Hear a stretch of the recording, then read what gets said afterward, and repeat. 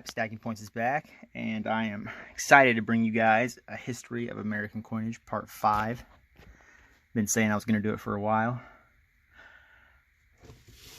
So we're going to start with the $50. The beautiful Benjamin Franklin. This is the closing set from San Francisco when they closed in 1955. They opened back up again a few years later. It might have been 6 or 7 years or something like that. But they closed this mint down that year. And there's the Benjamin Franklin half.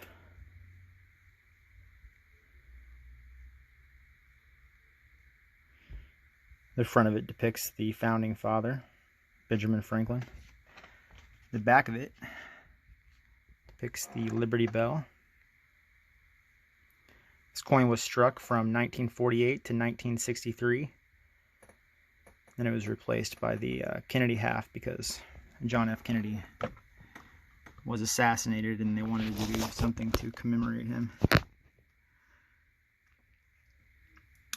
I actually learned something looking up this coin and doing some research on it. Apparently, every $50 is legally required to have a depiction of an eagle on the back of it. And that's why there's a little tiny eagle over here looking like he's doing some kind of Hulk flex on you. Because it was legally required. I did not know that. Maybe some of you know that, but you learn something every day. This was designed partially by John R. Sinnock. Now, this is really interesting, I found. I found this to be interesting. Because when it comes to this design, Christian Grobrecht actually got credit for this design when it was really William Niaz's design. Now, William Niaz died before he could finalize his depictions, his drawings, everything, but they were basically done. But Christian Grobrecht got the credit for the seated Liberty design. The same thing happened with John R. Sinnock and Gilroy Roberts in this situation, because John R. Sinnock actually died before he could finalize the design for the Franklin half, but he actually got credit for the Franklin half instead of Gilroy Roberts, where in the other situation it was reversed. The person who actually took it across the finish line got credit for it, which I thought that was just kind of unfair.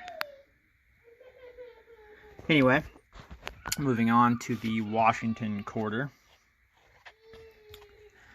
From 1932 to the present, this quarter was originally created to replace the Standing Liberty quarter for the bicentennial of George Washington's birthday. It was designed by John Flanagan, was struck in 90% silver with a reedered edge.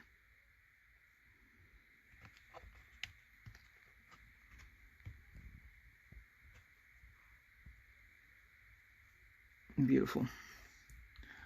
Alright, next is the dime. The Roosevelt dime was changed from the Winged Liberty design because of the death of Franklin Delano Roosevelt. They wanted to do something to commemorate him. It was designed by Sinnock and instituted in 1946.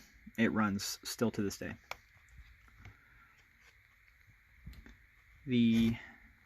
There's the back of the Roosevelt dime.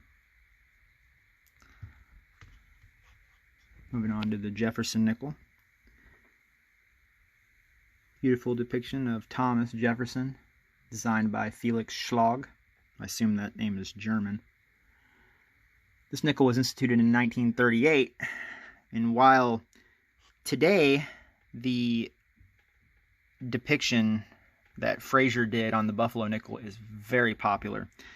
It's been recreated a bunch of times. It's on the Buffalo. It's on the $50 Buffalo for the 1 ounce pure gold coin that America makes. It's on a lot of stuff. It's a very popular design. But in 1938, it was not. The American public did not like that design. They were not necessarily upset when it was replaced by this nickel. By this design, I mean. Which still runs to this day. There's the reverse. Next we have the cent, which this is the back of it. This is the wheat cent. It was designed by Victor David Brenner.